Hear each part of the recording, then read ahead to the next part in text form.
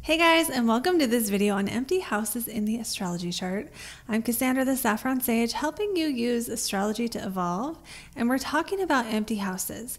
This is one of the questions I hear the most in astrology is, what if I have an empty house? What if there's no planets in a house? And I know what it's like when you're looking at your chart and you see this empty house and you're like, well, what's happening? It must be deficient. But this is actually not how it works. So the first thing to know is empty houses are not deficiencies. There are 9 planets, including the luminaries. There are 12 houses. So nobody has a planet in every single house.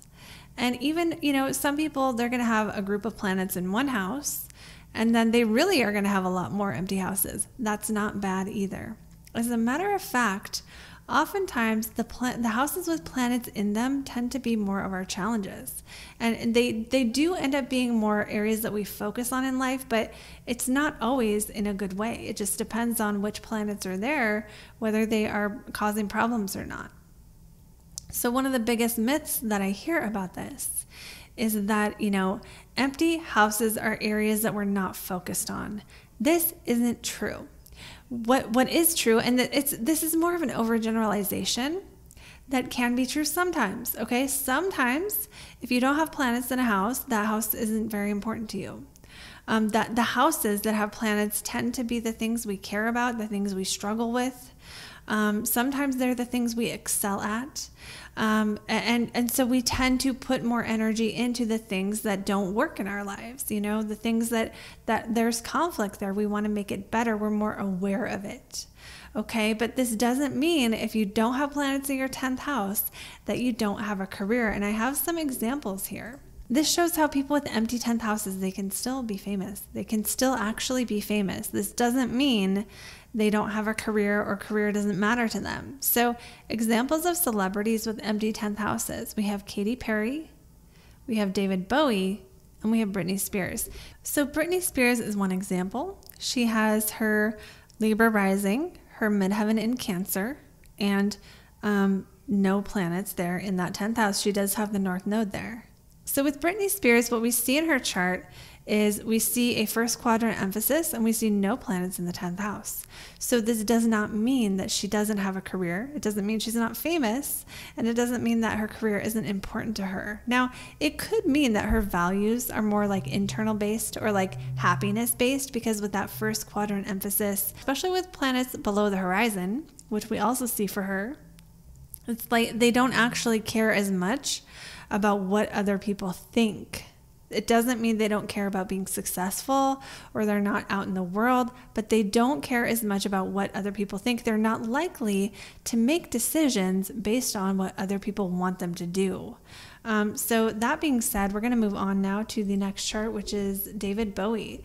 So with David Bowie, he has planets above the horizon, but we don't see any planets in his 10th house of Sagittarius. And, so this is an example of another person with a chart that they are famous and they are not avoiding the limelight at all, but that, that 10th house doesn't have planets in it. The next one was Katy Perry. Katy Perry, like Britney Spears, has a first house quadrant emphasis.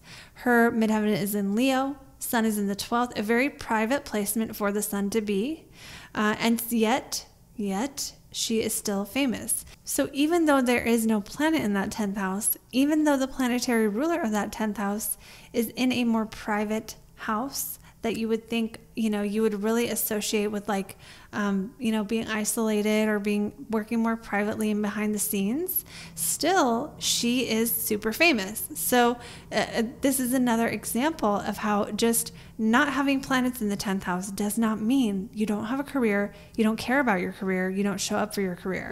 Now, if we were to interview these people privately, perhaps you could see they have other values that are more important to them.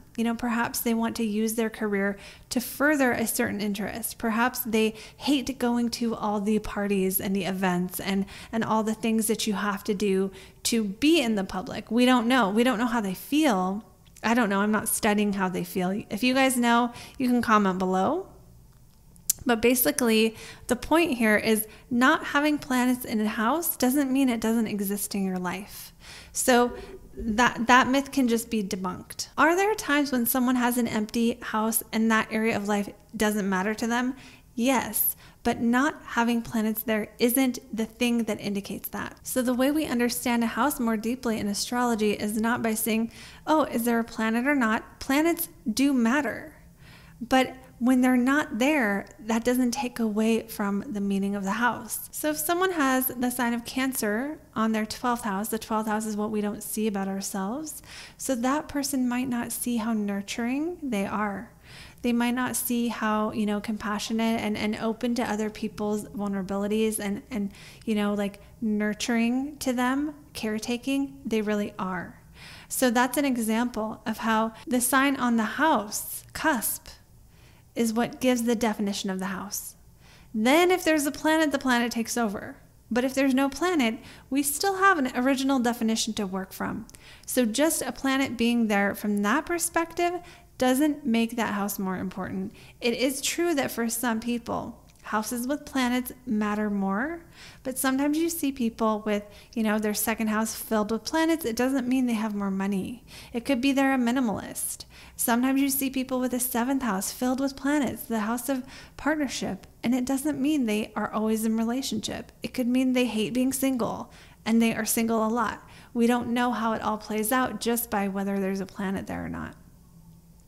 We have to look more deeply at the relationship with the planets, what houses they rule, and things like that to really understand it. Another thing that I saw when I was researching was a statement that you really have to struggle to get good results in an empty house. So if you don't have planets there, it's harder. And this isn't totally true. It can be true and it can also not be true. And again, we look to the ruler of the house to determine that. So let's say you have Gemini on your midheaven, the house, Gemini on that 10th house cusp, the house of fame, of what you're known for in the world. And let's say you have Saturn conjunct Mercury. Mercury rules that 10th house. Well, in that case, you will have to work harder to get your career, to get recognition. Okay, if you have Saturn conjunct the ruler of your second house, so let's say you have Leo on the cusp of your second house and your sun is conjunct Saturn, you will have to work harder to make money. But that is not because the planet isn't in the house. It's because of what is happening with the planetary ruler of that house. Now, again, the planet takes over. So sometimes if you have a negative planet in a house, it makes it harder. If you have a positive planet in a house, it makes it easier. If there's no planets in the house, it depends. Is that planetary ruler in aspect to something positive or negative? That's going to tell us whether you get good results in that house easily or it's more difficult. Myth number 3, houses full of planets are easier. Not true.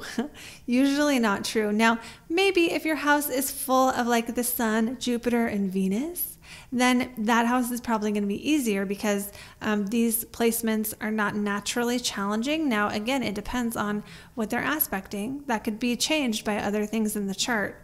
But basically, sometimes our houses full of planets are our biggest challenge. And the reason is planets do bring our focus to an area of life. But whether that focus is positive or negative is beyond the scope of this video. But it's not something you can just say, oh, houses full of planets are easier, houses without planets are hard. It doesn't work like that with astrology because each planet can be good or bad. And even, depending on if you have a day or a night chart, those are different planets for you. And then each planet, even a good planet, if it's aspecting a negative planet, it could actually show up in a more challenging way, right? So the aspect, even if you have 2 good planets in different houses, if they have a negative aspect, there can still be a sense of challenge. And then there's the bigger picture of challenge versus easy. One of the things that in Parker's astrology that I read that I won't forget is, the worst people have the best charts, which is kind of a deeper, the deeper idea here of like people who don't have enough challenge in their life tend to take their gifts for granted, right? So you can have good planets that end up creating a negative thing because how the person responds with so much ease, and they don't have the grit in that area to, handle challenges or overcome hurdles that life throws, or have the stamina or the tenacity to, fight back against life where they need to. Sometimes even good aspects to planets can also have its negative sides, right? Which is like usually that the person takes the gift for granted and doesn't know that they have it. And that's true for everyone. We're not usually aware of our gifts. We're usually aware of our struggles. So when it comes to how we read a planet in a sign in a house, let's say you have Aquarius on the cusp of your 10th house. This means that you will need freedom in that area of life. The career, you might gravitate towards something where you're known as being unconventional, or you do better to get recognition for what you do when you have enough freedom to do it your own way. Or you could be drawn to something, you could be known for something kind of different. That could be something rebellious or something revolutionary or something with science, math, or technology, because Aquarius rules that. It could be astrology, Aquarius rules astrology, or you could have a sudden change in your career. So this is how we read a planet, or this is how we read a sign on the cusp of a house. Now, if there is a planet, let's say you have Mars in Aquarius, there in your 10th house. Well, then we need to see, is this a day or a night chart? If it's a day chart, it's probably more of a challenge area, where maybe it's hard for you to, come up against obstacles in your work. Maybe you get in fights with people. Maybe you're too confrontational. Something Mars related can be challenging. You can still have the confidence to go after what you want, because that's what that planet brings. But even without that planet there, you still have a 10th house.